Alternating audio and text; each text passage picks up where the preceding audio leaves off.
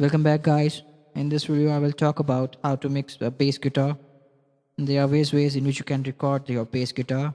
First case might be to use the microphones, but make sure that they have a good low frequency response. Also, if you are trying to use two microphones, one for the room and one for the direct signal, check that they are not out of phase. The second way might be to use a virtual instrument because hardly anybody notices the bass guitar, so you can get away with it. The third way might be to use a DI method in which you just take out the amp's output or any interface output and plug it into your computer. There is also fourth way, and I will show you that in this video. So without wasting any time, let's listen to the song.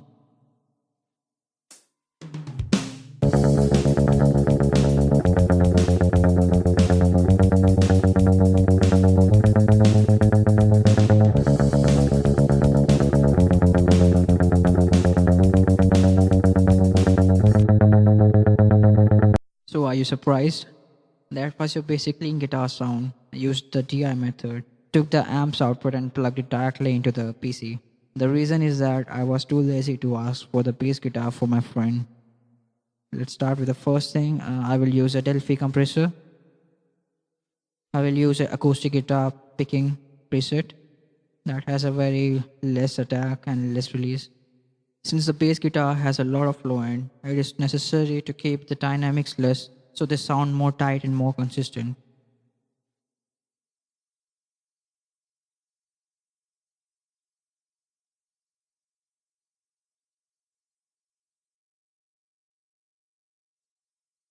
Now as you can see, the dynamics are almost constant. And with this done, I will use noise gate to remove the noise below minus 40 dB.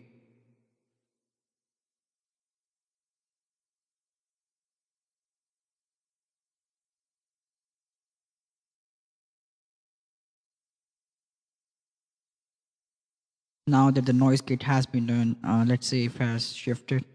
No, it hasn't.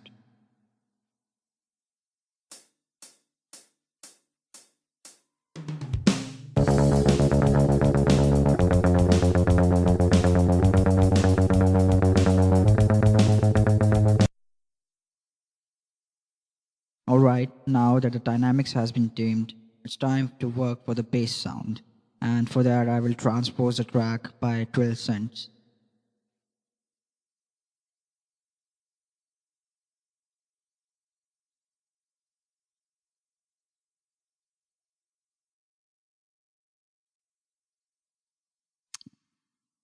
And I have to shift it back to the correct timing.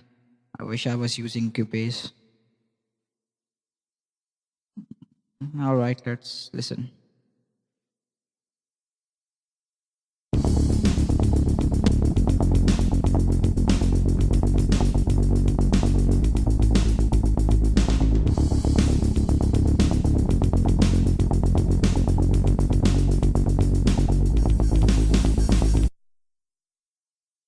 And guess what?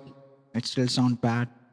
It needs more processing. And before doing anything, let's just tune the guitar, bass guitar, if it's out of tune at some places. The song is in C sharp major. I will keep the retune speed fast. And I don't have to use the transpose again.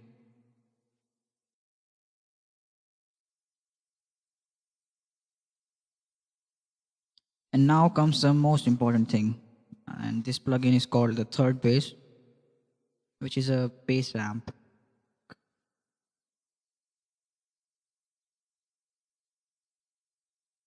So I will keep the highs lows because I really don't want the highs.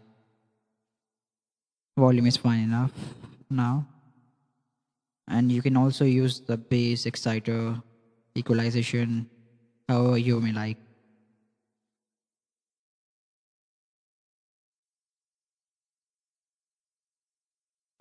And now let's listen to the bass, how it sounds.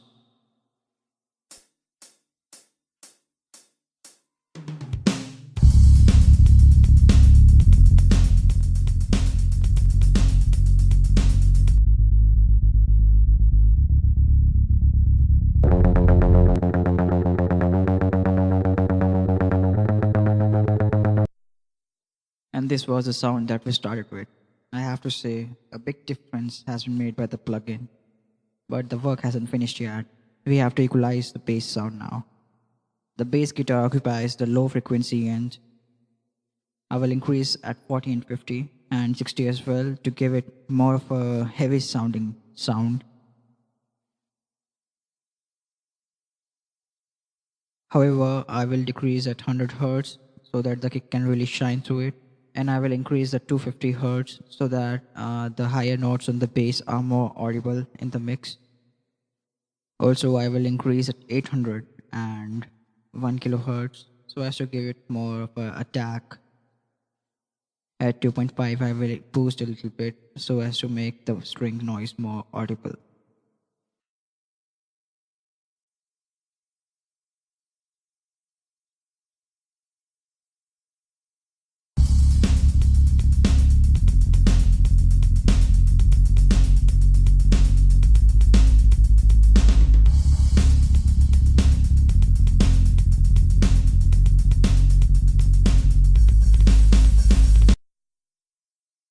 It has started to sound nice. Now I will make a copy of this track and I will use the isotope equalization. I will apply a brick wall high pass filter at 200 Hz.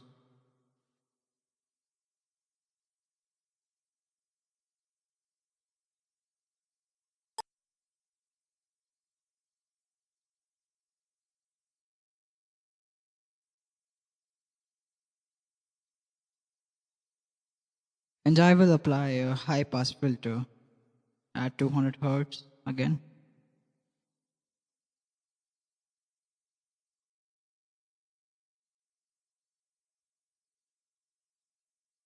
I will rename this track as low and this will be renamed as high.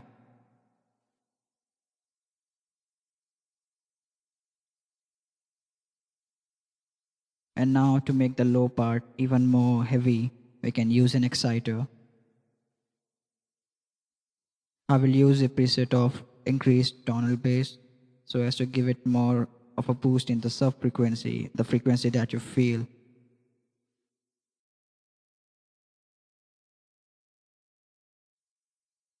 With excitation being done, I will decrease the dynamics even further by using a plugin by Isotope called Maximizer.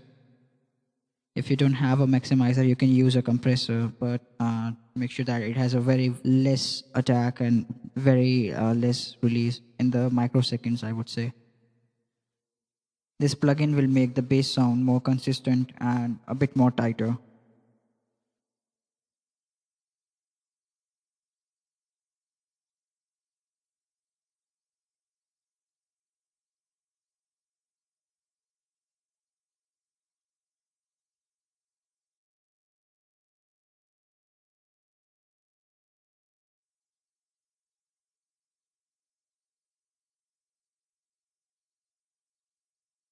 You can see that it is fairly constant now. Let's listen.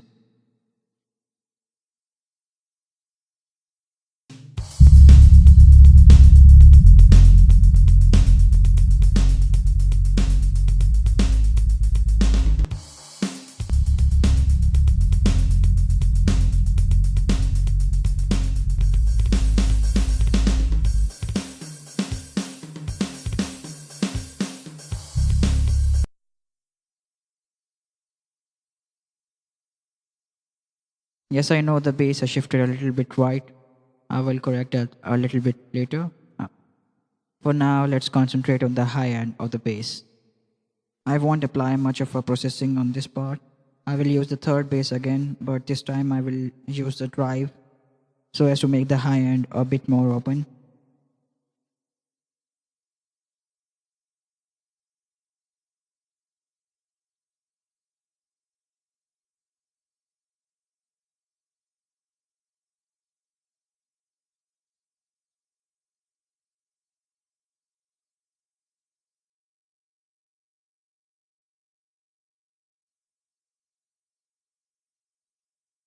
With this done, let's listen to the bass along with the song.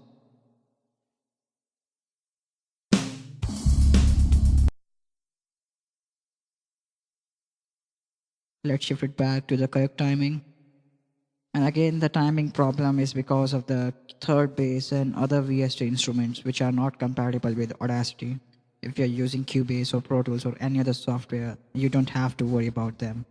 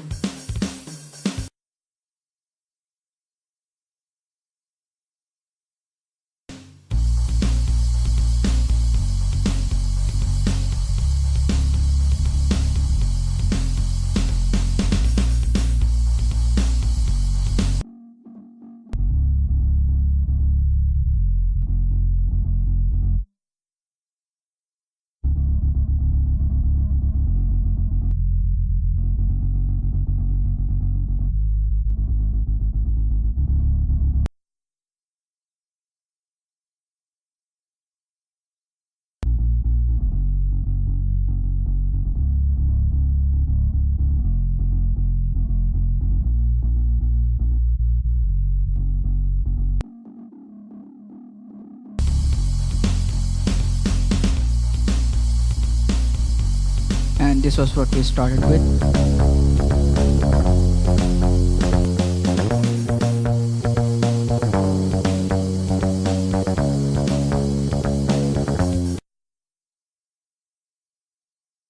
Let's remove the bass raw file and let's mix both high and low end. You can keep them separated or mix them as you wish.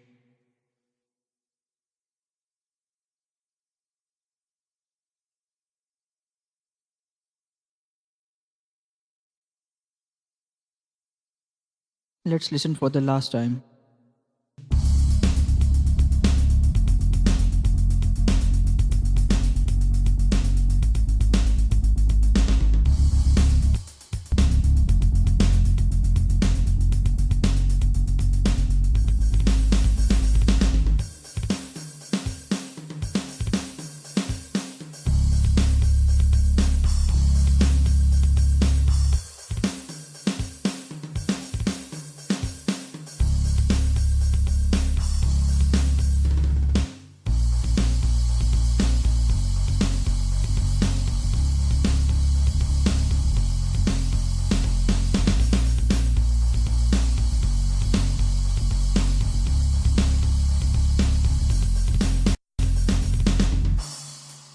That's it for the bass. Thanks for watching. If you like my video, you can subscribe or click the like button, whatever.